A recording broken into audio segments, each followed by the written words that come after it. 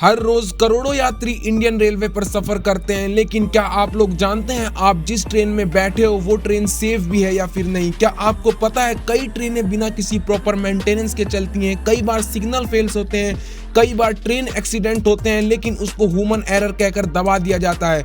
आज मैं उसी सिस्टम के बारे में बात करूंगा जो ऊपर से देखने में तो इतना बड़ा लगता है लेकिन अंदर से पूरी तरह से हिल चुका है।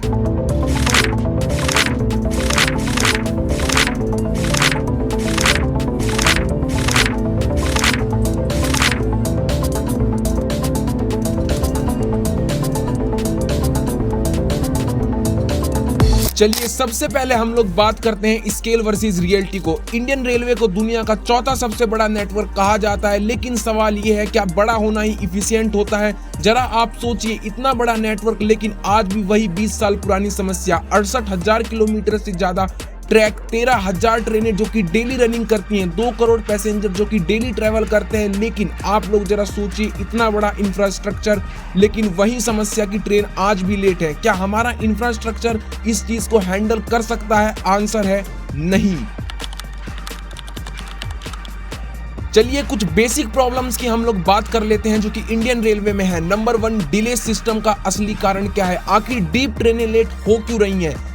सरकार बताती है कि ऑपरेशनल इशू है, लेकिन इसका असली कारण है ओवर क्राउडेड ट्रैक। इंडिया में ट्रैक कैपेसिटी से ज्यादा यूजेस हो रहे हैं, जिसपे पैसेंजर ट्रेनें प्लस गुड ट्रेनें दोनों ही रन करती हैं। प्रायोरिटी सिस्टम का खेल, पैसेंजर ट्रेनों को कई बार गुड्स ट्रेनों के लिए रोक दिया जाता है क्योंकि गुड्स ट्रेन कई बार पैसेंजर ट्रेनों से ज्यादा रेवेन्यू जनरेट करके देता है। प्लानिंग ओवररेटेड, शेड्यूल ओवररेटेड है। रियल टाइम एआई को अभी तक इम्प्लीमेंट नहीं किया गया, उसी के साथ ना ही कोई स्मार्ट ट्रैकिंग सिस्टम अभी तक इम्प्लीमेंट हुआ है। मेंटेनेंस रिपेयरिंग, आज भी ट्रैक की रिपेयरिंग बहुत ज्यादा डिले होती है। रिजल्ट पब्लिक फ्रस्ट्रेशन और ट्रैक ब्रेकडाउन। चलिए प्रॉब्लम नंबर 2 के ऊपर डिस्कस कर लेते हैं, क्लीननेस की असली कंडीशन क्या है। आप लोगों ने एड्स के अंदर देखा होगा क्लीन स्टेशन शाइनी ट्रेन, लेकिन ग्राउंड रियलिटी ये है जनरल कोचेस की हालत सबसे ज्यादा खराब है। कई ट्रेनों में तो टॉयलेट स्टेबल नहीं है और इससे भी बुरी बात कई ट्रेनों में तो पानी की सुविधा भी उपलब्ध नहीं है। आखिर स्वच्छ भारत अभियान के बाद भी ऐसी कंडीशन ट्रेनों की क्यों है? Contact system problem, cleaning private contractors को दी जाती है लेकिन मॉनिटरिंग एकदम जीरो है, अकाउंटेबिलिटी जीरो। काम खराब हुआ तो कोई जिम्मेदार नहीं होगा। पैसेंजर ओवररेटेड, अगर कैपेसिटी से ज्यादा पैसेंजर हुए तो सिस्टम ऑलरेडी क्लैश कर चुका है। मतलब क्लीनिंग सिर्फ आप लोगों के पोस्टर्स में दिखती है लेकिन ग्राउंड पर बिल्कुल भी क्लीनिंग नहीं है। चलिए अब प्रॉब्लम नंबर 3 के ऊपर हम लोग डिस्कस कर लेते हैं जो कि है सेफ्टी। हार्ड ट्रूथ, डर का असली एंगल अब मैं आप लोगों को समझाता हूं। आखिर अगर इतनी सब आपकी प्लानिंग स्ट्रॉन्ग है तो ट्रेन एक्सीडेंट्स हो ही क्यों रहे हैं? चलिए मैं आप लोगों को समझाता हूं। सबसे पहले तो ओल्ड ट्रैक और ओल्ड सिस्टम। अभी भी आपके ओल्ड ट्रैक डिटेक्ट्स कई जगह उपलब्ध है। मॉडर्न टेक्नोलॉजी का यूज आप लोग नहीं कर पा रहे हैं। अभी भी कई जगह स्ट्रॉन्ग सिग्नल इंप्लीमेंट नहीं हुए हैं। ह्यूमन एरर जिसको आप लोग कह देते हो वो असली प्रॉब्लम है। लॉन्ग ड्यूटी हावर्स, अगर वर्कर ज्यादा देर तक काम करेगा तो उसको प्रॉब्लम हो ही जाएगी। Lack of investment of safety, focus revenue करने पर ज्यादा है लेकिन सेफ्टी पर कम। अगर आप लोगों से एक छोटी सी भी गलती हो जाती है तो हजारों यात्रियों की जान खतरे में जा सकती है। और सबसे शॉकिंग बात तो ये है, कई रिपोर्ट्स पब्लिक तक पहुंचती ही नहीं है कि चल क्या रहा है। चलिए अब लोग हम बात करते हैं प्रॉब्लम नंबर 4 के बारे में।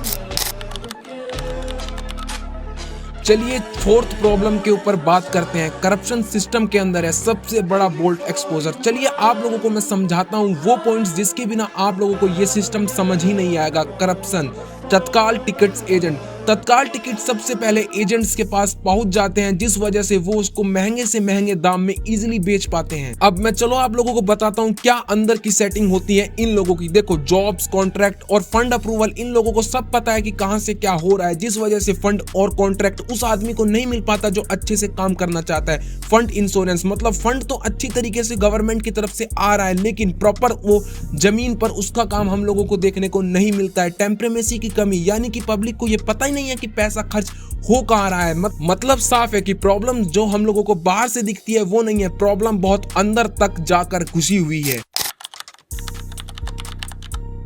मैंने कुछ प्रॉब्लम्स के ऊपर डिस्कस किया, अब एक इमोशनल रियलिटी के ऊपर डिस्कस करते हैं। सबसे ज्यादा इन सब चीजों का इम्पैक्ट किस पर पड़ता है? गरीब आदमी, स्टूडेंट और डेली वर्कर जो कि एसी कोचेस को अफोर्ड नहीं कर सकते, जो सबसे खराब कंडीशन में ट्रैवलिंग करते हैं। और अगर सिस्टम फेल होता है तो सबसे ज्यादा वही लोग सफर करेंगे जिनकी आवाज कोई भी नहीं सुनता है। देखिए, हम लोगों ने प्रॉब्लम्स के ऊपर डिस्कस किया, अब इसके सॉल्यूशन के ऊपर डिस्कस करते हैं। अगर हम लोगों को सच में बदलाव लाना है तो इन 4 पॉइंट्स पर फोकस करके चलना होगा, जो कि है एआई अपग्रेड सॉल्यूशन सिस्टम, यानी कि एआई से अगर हम लोग शेड्यूल बनाते हैं तो काफी हद तक हमारे लिए बेटर होगा। दूसरा पॉइंट है स्क्रिप्ट एंटी करप्शन सिस्टम। तीसरा पॉइंट है सेफ्टी को भी हम लोगों को बहुत ज्यादा अपग्रेड करना पड़ेगा। और चौथा है पब्लिक फीडबैक। हमको पब्लिक का फीडबैक लेना होगा कि ट्रेन में उनको सफर करके कैसा लगता है। अगर हम इन सब चीजों पे काम नहीं करेंगे तो ये सिस्टम धीरे धीरे प्रॉपर तरीके से कोलैप्स करता चला जाएगा। अब आप लोग बताओ, क्या ये सारी प्रॉब्लम इंडियन रेलवे में है? क्योंकि मैंने 15 दिन इंडियन रेलवे में सफर करके देखा है और ये मुझको प्रॉब्लम्स दिखी, तो मैंने उसका सॉल्यूशन भी इस वीडियो के अंदर डिस्कस किया। वीडियो आप लोगों को कैसी लगी मुझको कमेंट में जरूर से बताइए। वीडियो लेट आने का यही रीजन था क्योंकि मैं उन दिनों ट्रेन में काफी ज्यादा ट्रैवल कर रहा था। तो बस यही बोलूंगा कि वीडियो अगर अच्छी लगी हो वीडियो को लाइक करें, चैनल को सब्सक्राइब करें, बेल नोटिफिकेशन को ऑल पे जरूर से प्रेस कर दे। तो मिलते हैं नेक्स्ट वीडियो में, तब तक के लिए गॉड ब्लेस यू। है ऑलरेडी 2 घंटा लेट है और उसके बाद भी अभी भी रुकी हुई है। और ऐसे मतलब अननोन कोई स्टेशन जहाँ इसका स्टॉप नहीं है, ये वहाँ भी रुकी हुई है। मैं ऑलरेडी इस पर फ्रस्ट्रेटेड हो चुका हूँ और कितना होना है मुझे नहीं पता।